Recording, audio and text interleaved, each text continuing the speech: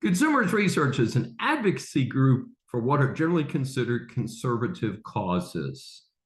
It is a tax-exempt charity. It is taking on the FCC, that's the Federal Communications Commission, in a current case.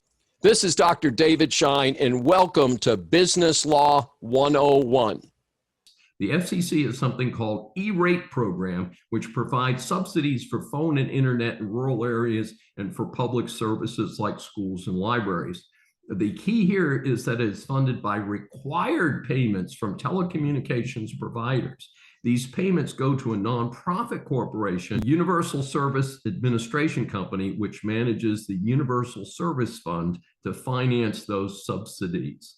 Congress created the E-rate program and authorized the FCC to establish and oversee the Universal Service Administration Company. However, Consumers Research has gone to federal court in several jurisdictions to challenge the constitutionality of the program. First, it argued that Congress had improperly delegated legislative authority to the FCC. Specifically, this is a form of taxation, and that prohibits Congress from delegating its power to legislate to other branches of government when it involves taxation. Second, the plaintiff argued that the FCC had in turn improperly delegated too much authority to the company to basically determine the amount of the fees charged to the telecommunication providers.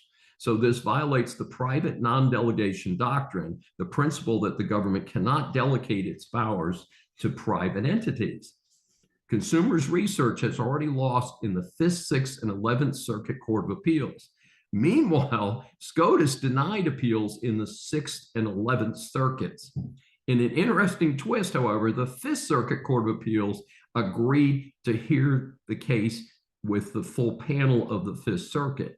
It then ruled in favor of Consumers Research, holding that, quote, Congress's sweeping delegation to the FCC and FCC's unauthorized subdelegation to the nonprofit violates the Constitution. Now the FCC is back at SCOTUS asking the High Court to reverse the 5th Circuit ruling against the agency. It claims authorization by Congress and that the agency closely supervises the company established to handle the funds. This should be interesting to see how SCOTUS now rules.